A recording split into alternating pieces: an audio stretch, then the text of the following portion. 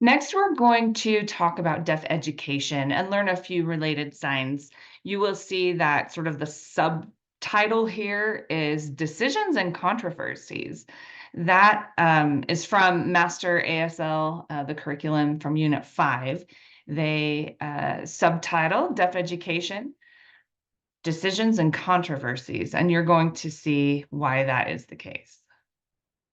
All right, so let's start with America's first deaf school. The American School for the Deaf opened in 1817 in Hartford, Connecticut, and it was the first school for the deaf in the United States. Prior to that time, no possibility for deaf education existed in the US. The school used sign language to educate its students, and you may remember that from the history of ASL and how a French teacher came from Paris to help establish the school. So today, let's jump ahead to today. There are actually three main options for deaf education in the United States today. And so we are going to look at each one and learn a few signs relating to each. So the three options are schools for the deaf, oral schools. You'll find out what that is and why it's called that. And then mainstream schools. Now, as we learn about each one, you're going to probably notice why each one has a little bit of potential to be controversial. All right, so let's start with schools for the deaf. So at schools for the deaf, students, teachers, counselors, support staff, coaches, pretty much everyone who works there use ASL. And they use it for both instruction and daily interaction. If a student goes to sit down and meet with their counselor, that's all in ASL. Everyone's just communicating back and forth in ASL. At a school for the deaf, being deaf is the norm. These schools have all deaf teams. They provide young deaf children with a rich language environment as well as role models who have experienced what they are experiencing.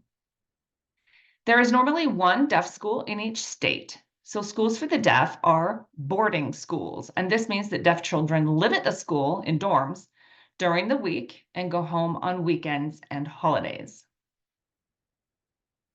Now, here are a couple of signs to know about schools for the deaf. So the sign for a deaf school is different than the sign school that you've already learned. So when you refer to a residential deaf school, a state deaf school where deaf children reside in boarding schools, you sign school this way. And I'm going to stop my screen share here just to show you.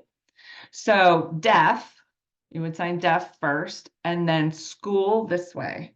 So instead of school this way, you want two I hand shapes. Your dominant hand will be on top because it's doing the moving. Okay, so that's a deaf school.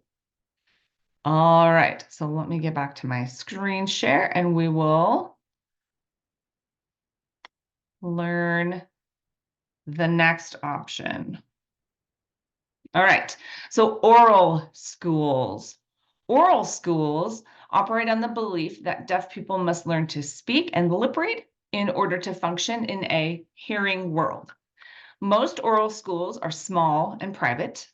Learning to speak and lip read a language you cannot hear is a long, laborious process, so most students require one-on-one instruction and support, as well as technological support from hearing aids and FM systems. Students at oral schools have speech training and lip reading training in addition to the regular studies of math, reading, PE, art, English, science, etc. So here are two signs to know relating to oral schools. And again, let me stop my screen share so I can show you the sign for oral and the sign for lip read. All right, the sign for oral is a bent V hand shape, and you're going to do little circles around your mouth. And that indicates an oral, or where you're speaking and lip reading, an oral school. So you would just sign oral school. The sign for lip read is, so you remember the sign for read, like this, with that V hand shape? You're, instead of reading like from a book or something, you are going to read lips. Read from the mouth. So this is the movement. lip read. So we had oral, like an oral school, and lip read. All right, so let's now move on to the third option for deaf education in the United States, which is, oh, actually, wait, I forgot I was gonna give you this challenge. Okay, so my challenge is to try this out. Most people assume that lip reading is an easily acquired skill, like just anybody can do it and it's not that hard. So I want you to try it out. Turn on an unfamiliar video when you've never watched before and mute the sound. Spend 20 minutes lip reading as much as you can. And then come back and answer these questions. How did you do? Did you understand every word? If not, what percentage of words did you understand? Was it more effort than you expected? The same effort, not as much? I have deaf friends who tell me I have a couple actually, who once they got an ASL interpreter, they realized how much they were missing from lip reading. And just from kind of incidental things that were happening behind them that maybe they didn't even know, oh yeah, someone's talking back there. They said they get maybe 70% straight from lip reading, and it's less if something's happening behind them that they can't lip read. They don't know that it's even happening. So see what you think. See how you do with lip reading. Your first language, English. All right, so here's the third option, mainstream schools. Now, mainstreaming means that a deaf child attends a local public school.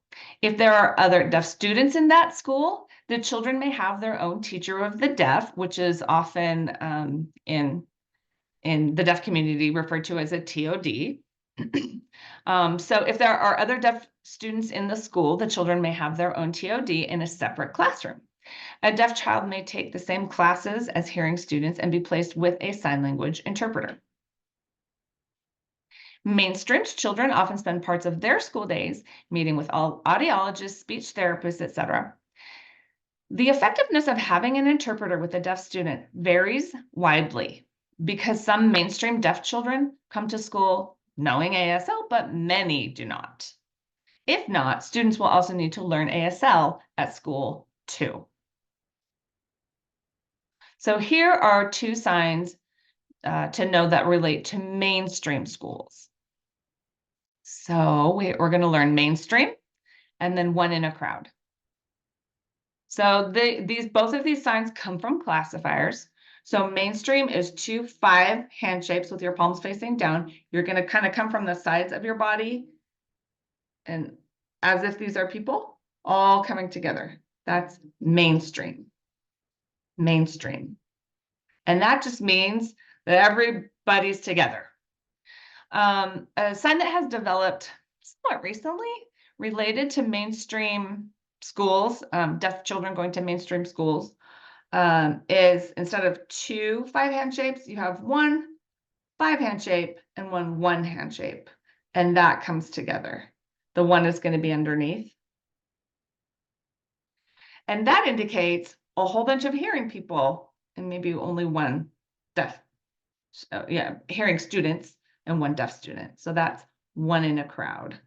So everyone's coming together, but there's just 1 deaf person. And that can happen in mainstream schooling. So let me share my screen again.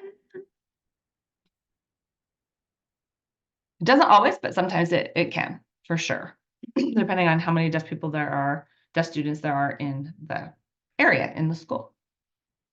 All right, so we're gonna just end our discussion of deaf education with this little fun fact. So in class, we've already talked about Gallaudet University, but this is kind of a cool way to end our discussion.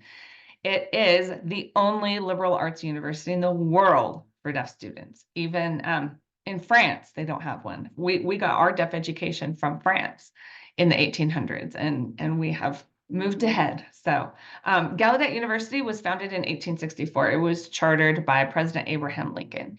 It's in Washington, D.C., and again, is the world's only liberal arts university for deaf students. All courses are taught in American Sign Language. A limited number of hearing students are accepted each year if they can demonstrate ASL proficiency. So there you have it, a little overview of options for deaf education in the United States, and you can see maybe some positives and negatives of the things that we discussed. So that is our deaf education discussion with a few signs to know.